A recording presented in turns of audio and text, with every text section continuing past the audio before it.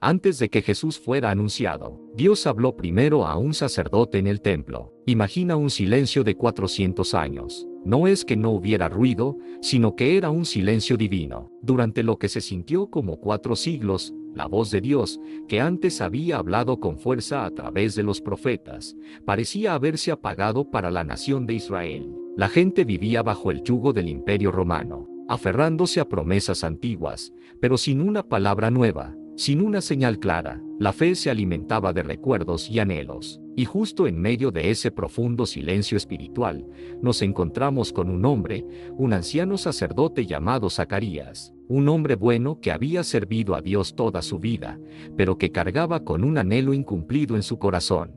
Él, por supuesto, no tiene idea de que su viaje rutinario al templo de Jerusalén está a punto de romper el silencio de los siglos y desencadenar los eventos que cambiarán el mundo para siempre. El autor de este evangelio, Lucas, nos dice desde el principio que hizo su tarea, que investigó todo con esmero para darnos un relato ordenado. Él quiere que tengamos certeza de lo que creemos. Y esa certeza, esa historia, comienza aquí, con una promesa que parecía completamente imposible. Para captar la verdadera dimensión de lo que va a pasar, tenemos que pintar el cuadro de la época. Lucas empieza diciendo, en los días de Herodes, rey de Judea. No era precisamente una época de paz para Israel. Era un tiempo de ocupación romana y mucha tensión política. Pero espiritualmente, el panorama era aún más sombrío. Ese silencio profético, que según la tradición había comenzado con el profeta Malaquías unos 400 años atrás, pesaba sobre la nación.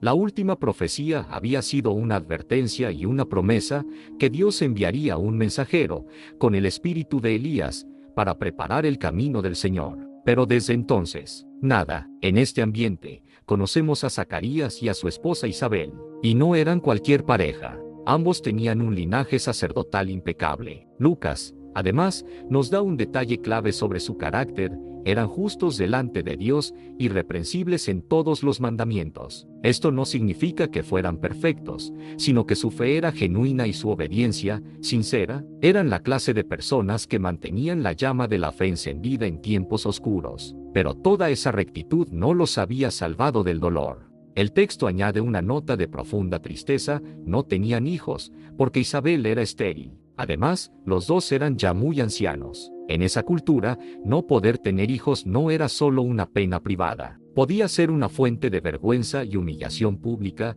a veces interpretada como una señal de la desaprobación de Dios. Así que tenemos a esta pareja piadosa, que había orado por un hijo durante décadas, con una oración que parecía no tener respuesta. Su vida nos muestra que se puede ser fiel a Dios aún en medio de la frustración y los anhelos rotos. Y esta situación, humanamente sin esperanza, es el escenario perfecto que Dios elige para mostrar su poder. Porque el nacimiento que está por anunciarse no será un logro humano, sino un milagro de pura gracia. La vida de un sacerdote como Zacarías estaba marcada por la rutina. Pertenecía a una de las 24 divisiones sacerdotales que servían en el templo por turnos. Y en un día que parecía como cualquier otro, la suerte cayó sobre él. Le tocó en suerte entrar en el santuario del Señor para ofrecer el incienso. Esto no era una tarea menor. Era, de hecho, el mayor privilegio que un sacerdote común podía esperar tener en toda su vida. A muchos nunca les tocaba. Para que nos ubiquemos, él entraba solo al lugar santo, que era el santuario interior donde estaba el altar de oro del incienso. No era el lugar santísimo, el espacio más sagrado de todos, donde solo el sumo sacerdote podía entrar una vez al año. Mientras Zacarías entraba a este lugar sagrado, la gente esperaba fuera, en los patios del templo, orando. El humo del incienso que subía simbolizaba precisamente eso, las oraciones del pueblo ascendiendo a la presencia de Dios. Zacarías está simplemente cumpliendo con su deber, un acto de fidelidad silenciosa. Es un día ordinario, pero es en medio de esa rutina, de esa obediencia fiel, donde Dios irrumpe de la manera más extraordinaria. Es un recordatorio poderoso. No, Dios no siempre necesita un escenario espectacular para actuar. Muchas veces, es en nuestra obediencia callada, en las tareas que nadie ve, donde Él se prepara para responder viejas oraciones y desatar sus planes. Dentro del santuario, rodeado por el humo de las oraciones, Zacarías de repente no está solo. Se le apareció un ángel del Señor, de pie al lado derecho del altar del incienso. La posición es clave. El lado derecho era el lugar del favor y el honor.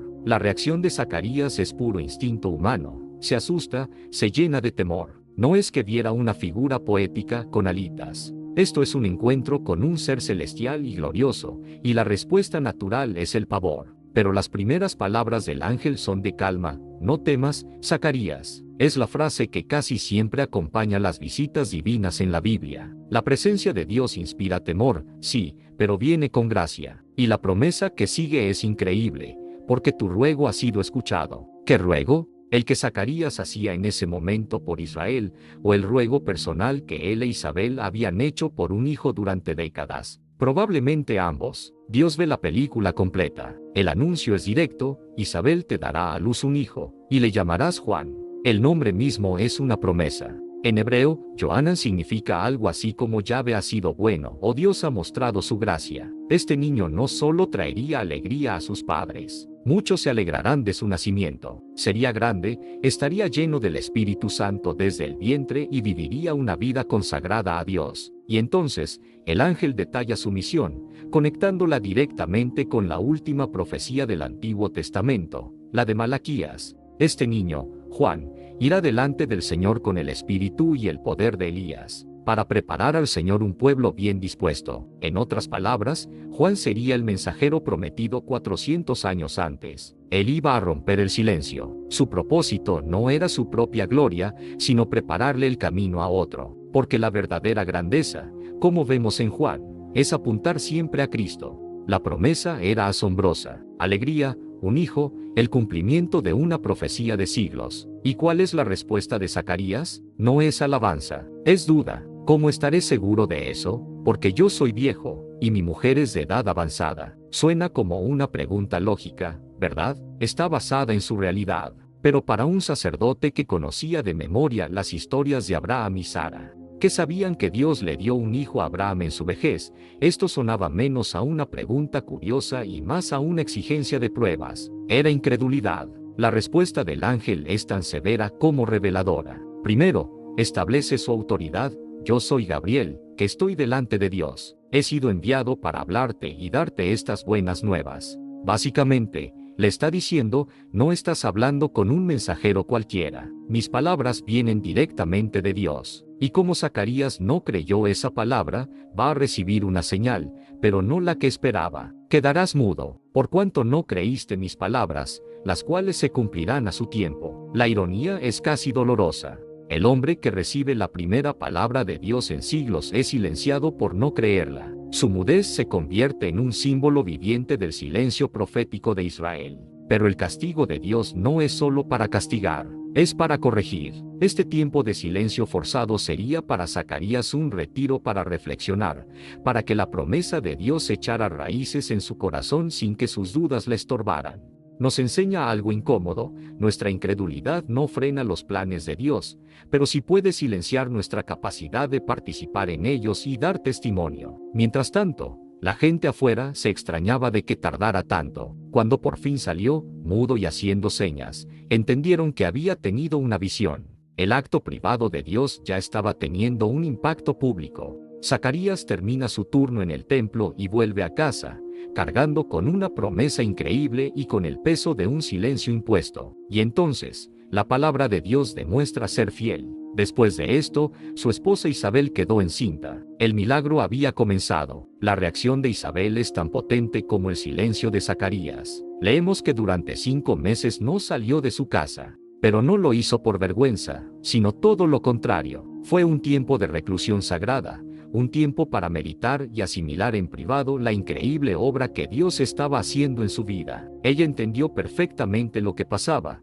como lo revelan sus palabras: el Señor me ha hecho esto ahora, para que la gente ya no me desprecie. En una sola frase, Isabel resume el corazón de lo que Dios estaba haciendo. Donde hubo décadas de humillación, Dios trajo honor. Donde hubo un vientre estéril, Dios trajo vida. Donde hubo vergüenza, Dios trajo dignidad. Su reacción nos enseña la importancia de tomarnos un tiempo a solas para contemplar y agradecer la obra de Dios en nosotros antes de salir a proclamarla. no corrió a mostrar la evidencia del milagro. Primero lo atesoró. La promesa que enmudeció a su esposo llenó a Isabel de un gozo profundo y reflexivo. Su fe silenciosa contrastaba con la duda de Zacarías. El silencio de Dios para Israel estaba a punto de terminar, y la primera señal era un niño creciendo en el vientre de una mujer anciana, un testimonio vivo de que para Dios no hay nada imposible. La historia de Zacarías e Isabel es solo el acto de apertura. Es la primera nota de una sinfonía que está a punto de estallar. El siguiente anuncio del ángel Gabriel será aún más increíble,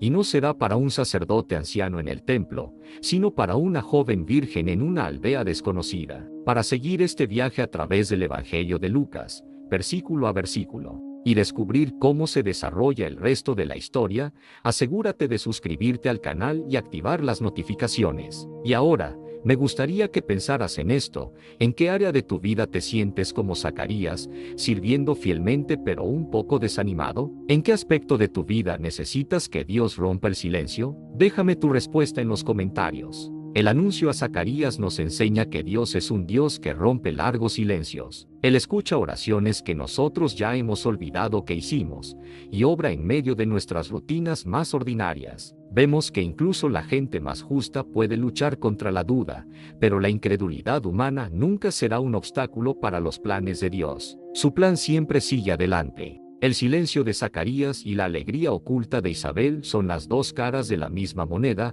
el preludio de la llegada de la palabra hecha carne. La espera estaba a punto de terminar. Una voz estaba a punto de clamar en el desierto, y el mundo nunca volvería a ser el mismo, porque el que prepara el camino ya nació, y ahora viene aquel que es el camino.